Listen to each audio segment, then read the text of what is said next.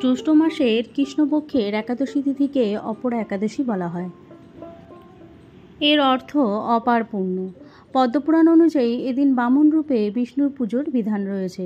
অপরা একাদশীকে জলক্রিয়া একাদশী, অচলা একাদশী ও ভদ্রকালী একাদশীও বলা হয়।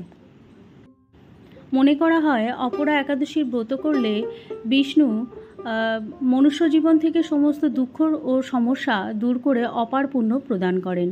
এই একাদশীর পুণ্যদায়ক ও বড় বড় পাপ নাশ করে। অপরা একাদশীর ব্রতর প্রভাবে ব্রহ্মহত্যা, ভূতজনি, অন্যের নিন্দা, পরস্ত্রীগমন, মিথ্যা সাক্ষী, মিথ্যা ভাষণ, মিথ্যা শাস্ত্র পাঠ অথবা রচনা, মিথ্যা জ্যোতিষ শাস্ত্র ব্যাখ্যা, মিথ্যা বৈদ্য হওয়ার পাপ করলে তা নষ্ট হয়। মাঘ মাসের সূর্য যখন মকর রাশিতে বিরাজ করে তখন প্রয়াগে স্নান করলে ব্যক্তি যে পুণ্য লাভ করে, কাশীতে শিবরাত্রি ব্রত করলে যে পুণ্য লাভ হয়, অপরা একাদশীর ব্রত পালন করলে সেই সমান ফল লাভ করা যেতে পারে। এই একাদশীর দিনে উপবাস করে এবং মাহাত্ম্যের গুণাগুণ করলে সহস্র গোদানের ফল লাভ করা যায়। এদিন সূর্যোদয়ের পূর্বে উঠে স্নান করে উপবাসের সংকল্প গ্রহণ করতে হবে। তারপর ভগবান বিষ্ণুর পুজো করতে হবে। এদিন অন্ন গ্রহণ করা যাবে না, ফলাহার করতে হবে। সন্ধ্যাবেলায় বিষ্ণু ঠাকুরের পুজো করে বিষ্ণু সহস্রনাম পাঠ করতে হবে।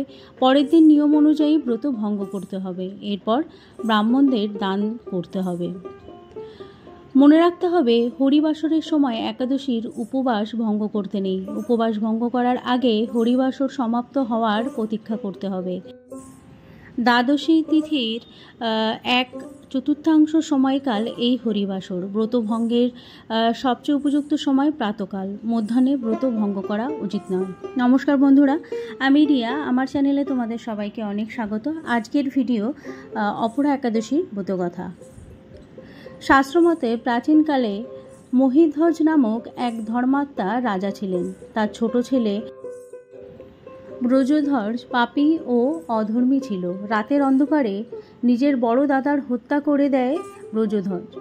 এরপর মহিধ্বজের মৃত শরীরকে জঙ্গলে নিয়ে গিয়ে অশ্বত্থ গাছের তলায় পুঁতে দেয়। অকাল মৃত্যুর কারণে ধর্মাত্মা রাজাকে প্রেতযোনিতে প্রবেশ করতে হয়। প্রেতরূপে সেই অশ্বত্থ গাছে বাস করতে থাকেন। সেই পথে যেই যাতায়াত করত তাদের বিরক্ত করত ওই প্রেত। একদিন সৌভাগ্যবশত সেই পথ দিয়ে ধৌম নামক এক ঋষি যান। ঋষি প্রেতকে দেখে নিজের তপবলে সব জানতে পারেন। রাজাকে প্রেতজনি থেকে মুক্তি দেওয়ার কথা ভাবেন ওই ঋষি। তারপর প্রেতকে অশ্বত্থ গাছ থেকে নামিয়ে পরলোক বিদ্যার উপদেশ দেন। সংযোগবশত সেই সময় জ্যৈষ্ঠ মাসের একাদশী তিথি ছিল। ঋষি অপরা একাদশী ব্রত করেন। সেই উপবাসের ফলে প্রাপ্ত পুণ্য তিনি রাজাকে অর্পণ করেন। এই পুণ্যের প্রভাবে রাজা প্রেতযোনি থেকে মুক্ত হন এবং দিব্যদেহ ধারণ করে স্বর্গে গমন করেন। তো বন্ধুরা, এই ছিল আজকের ভিডিও অপরা একাদশীর ব্রতকথা। আশা করি ভিডিওটা তোমাদের ভালো লেগেছে। যদি ভালো লেগে থাকে অবশ্যই লাইক, শেয়ার এবং সাবস্ক্রাইব করে দিও। আর পাশে থাকা বেল আইকনটি অবশ্যই ক্লিক করে দিও। দেখা হচ্ছে পরের কোনো ভিডিওতে। বাই।